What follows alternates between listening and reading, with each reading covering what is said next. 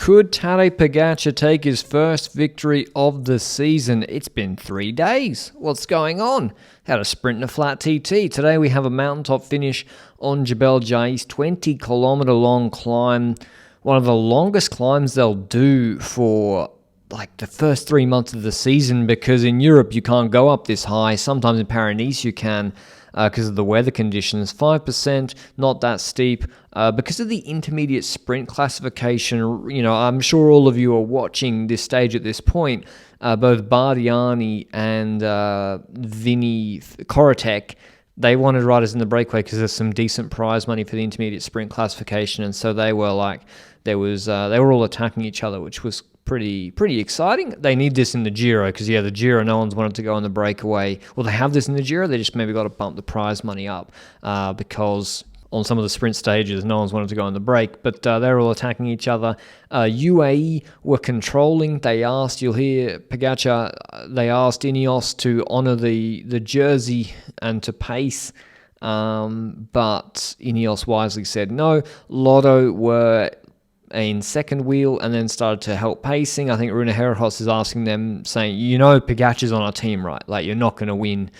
I don't know why you're pacing or why Van Aertveld's eating more wind than the world champion sitting further behind him. But maybe they wanted the bonus seconds. Maybe Logan Curry had some intervals to do on his, for his workout today. We get to Jebel Jais and Ian Rubio, a man who's won on this stage before with a 9K flyer, because he's the third Movistar GC leader. His bike was in the middle of the car, and UAE start to pace. It's not a climb for a small lad like him to want to come back on his own with no draft. It's more a big ring climb, 5%, and he did basically the same time or maybe quicker than everybody else on this climb.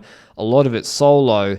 But that bike change really cost him. Albert Torres launched him and he went on a flyer a few years ago up here. Ben O'Connor did the same thing a bit later, and Jonas Vingegaard won even later in 2021 on this stage. So a late flyer can work, but no one really tried to disrupt the UAE pace. Bjerg pulled for a long time, and Dan Ola was still there. It was still a big peloton with 6Ks to go. I thought in this phase here, Decathlon would take control and really reduce the group, because Novak wasn't dropping people. It's still 30, 40 deep.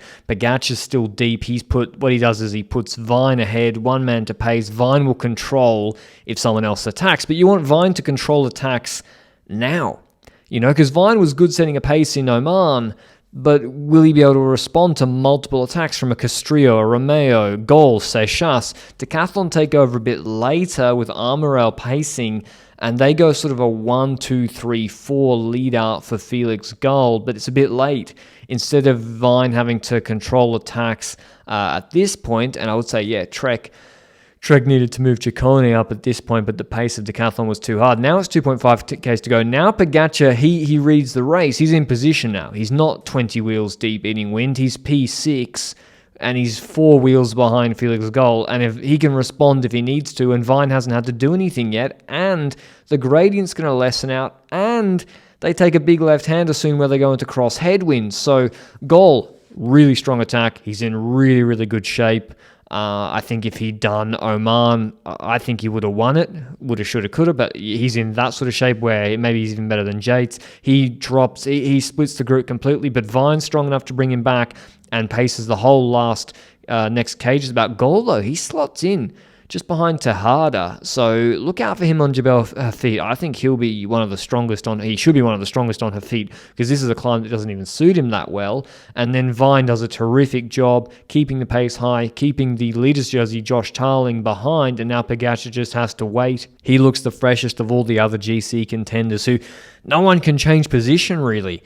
If you don't have a teammate to bring you up, like Kepling is trying to bring Bilbao up, if you're Ciccone, you want to move into good position, or Romeo, you can't. The pace is too high. Jay Vine was just too good today. Did a perfect job on Jebel Jais. And Onley's in P3 behind Pogacar. Van Aertveld on Pogacar's wheel. So he's got the perfect spot, at least. Fisher Black started way too deep. I think he comes the furthest of any rider, but Bora didn't do a good enough job with Zvihov bringing Fisher Black into front position early enough, because when you see where this order doesn't change pretty much, I don't think, except Van Evelt has to sit down. Van Evelt's already bobbing the head. There's already a split. Fisher Black has to close across that split himself. But yeah, Pog Stomp on the new bike destroys everybody. And yeah, it looks closer in the front on. You'll see in the overhead in a second that actually it wasn't too close at all. He could have had a time gap if he wanted to, but he doesn't need one of them yet. And yeah, when he stepped off, Van Evelt would have been closer, but no way he would have won, because yeah, Pog eased up here. He kind of starts chilling, and Felix Gall, after that attack, still to sprint to third, really impressive, and he's not like that explosive a rider, so it'd be interesting for Jebel Jais. I think Pog can play it cool. He can let the other guys attack each other if they even indeed do attack, but they need to do something, the sort of top 10 guys, Van Evelt and Only, to secure the podium.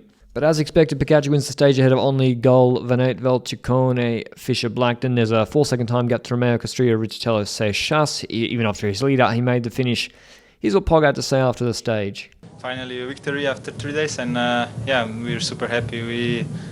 We did perfect. It was a hard day for the guys to control the race because it's long, and yeah, we had no help whatsoever until the final climb, and yeah, we executed it really good, and everybody deserves a victory today from our team, so yeah, I'm super happy.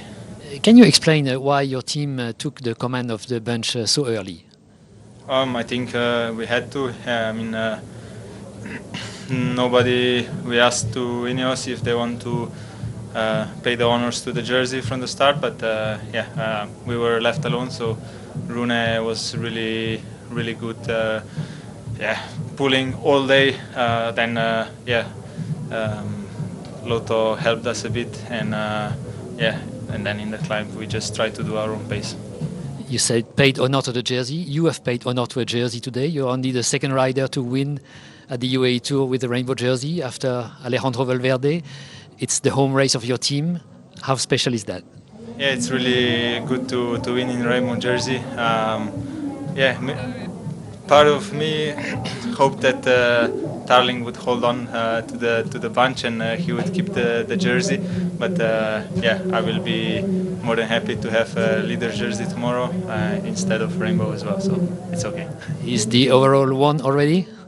No, it's not finished yet. Now 3 stages flat. You never know what happens here. You can yeah, lose it really quickly, so nothing's won yet. We're past the middle point. I mean, tomorrow is middle point of the race, so yeah, still more than halfway to go. In terms of GC, Josh Tarling, what an impressive performance from him. He hangs on well enough to still be in second. Will he maintain a top 10 on Jebel Jais? I think it will be difficult. It's a steeper climb, and so all to still play for from guys moving from 12th or something into the podium. Pogacar's got a pretty tight grip on the GC lead, but the podium is all to play for. Hope you enjoyed the video. I'll see you with the first sprint recap tomorrow. Ciao.